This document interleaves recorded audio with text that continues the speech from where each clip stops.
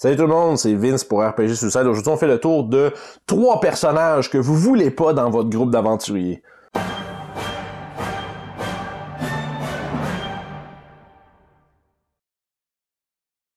Yes, encore une fois, Vince avec un petit top slash 3 points, 3 personnages qu'on aimerait mieux pas avoir à notre table. On a déjà fait une vidéo en parlant des joueurs, maintenant on va se concentrer sur les personnages. Donc même si un joueur peut être agréable à avoir à table, peut-être que son personnage va l'être un peu moins. Le premier personnage que je pense qu'on veut ne pas avoir à sa table, c'est évidemment l'espèce de gros guerrier barbare, beaucoup trop violent, beaucoup trop enclin à la brutalité. Aussitôt que quelqu'un dit quelque chose d'un peu croche, qui peut être le résultat juste du maître de jeu qui s'enfarge dans ses mots, ça arrive des fois.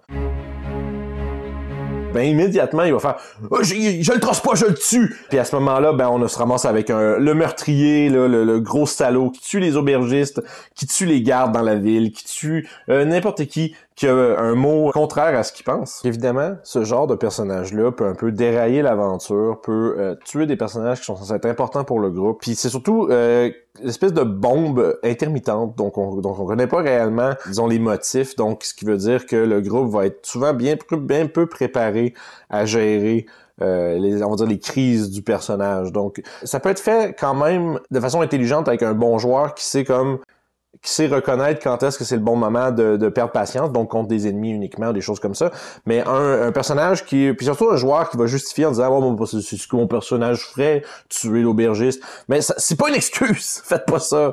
Fait que bref, vous voulez pas une espèce de gros bourrin dégueulasse qui veulent juste tuer tout, puis finalement, tu sais, peut-être que pendant les échanges sociaux, il fait juste rester dans le fond, puis il parle peu, puis il regarde avec un regard intense.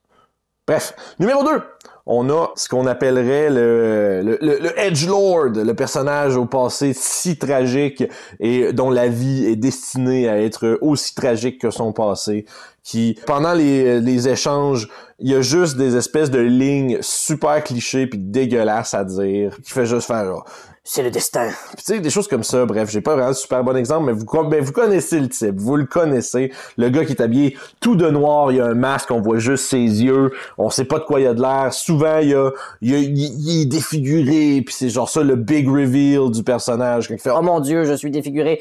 C'est un personnage, probablement, qui est super prévisible. Tout le monde voit un peu le truc, genre, puis tu sais, souvent, tu sais, comme les affaires, bon, mes parents sont morts, je veux dire, c'est pas un mauvais background en tant que tel, mais que ce soit juste le seul trait de personnalité de votre personnage qui soit edgy, puis ultimement, finalement, qui veulent juste avoir ses propres objectifs, qui va un peu toujours agir à part du groupe. Le cœur de la campagne l'intéresse comme pas, puis il va juste faire des affaires comme à part, puis il va jamais participer full aux discussions, parce que son personnage parle pas, il est silencieux, il est edgy.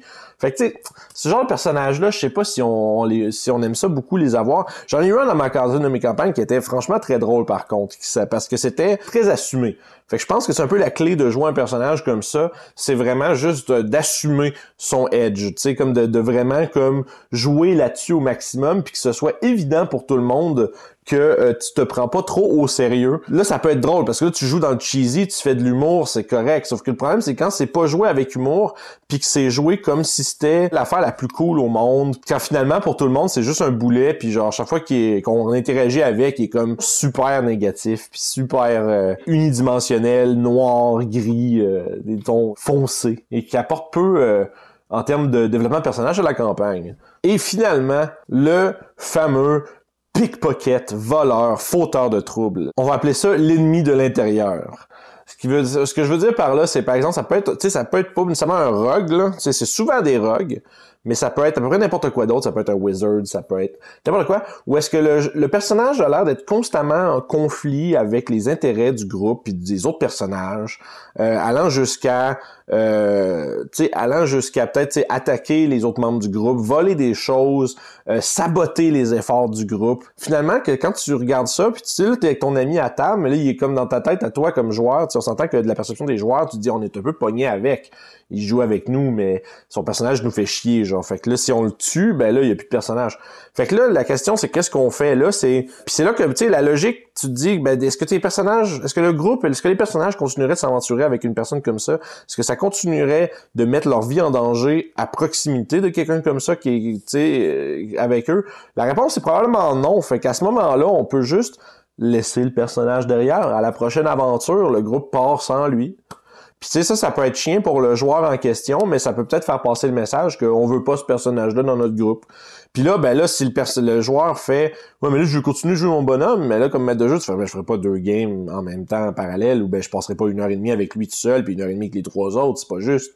On peut pas faire ça. » Fait que là, c'est à voir, ben là, c'est soit tu te fais un nouveau personnage qui enligne un petit peu plus avec le groupe, ou ben désolé, mais tu peux plus jouer avec nous. Des choses qui peuvent arriver, c'est plate, ça peut être chiant quand la personne en question, c'est un ami, puis qu'en dehors de Donjon Dragon, on s'entend super bien avec lui, mais que malheureusement, quand il fait des personnages, il fait juste saboter le groupe et faire chier les autres. C'est vraiment les 3 types de personnages un peu classiques qu'on n'aime pas voir dans notre groupe de Donjon Dragon. Évidemment, il y en a beaucoup d'autres. Si vous avez d'autres idées ou si vous avez envie d'en voir plus, laissez-moi un commentaire sur la vidéo. Ça me fait plaisir de vous lire, d'interagir avec vous. Parlant d'interagir, rejoignez donc notre Discord. Le lien est en bas dans la description. Près de 200 personnes dans la communauté déjà qui discutent de toutes choses reliées au jeu de rôle, que ce soit nos actual play ou des sujets, que c'est des questions, on parle de peinture de figurines, toutes sortes de choses. Rejoignez-nous sur le Discord, ça va me faire plaisir de vous avoir. Rejoignez-nous également sur Facebook et bien entendu, abonnez-vous sur YouTube, suivez-nous sur Twitch, mettez un petit pouce sur la vidéo, puis on se revoit une prochaine aventure tout le monde. Bye bye!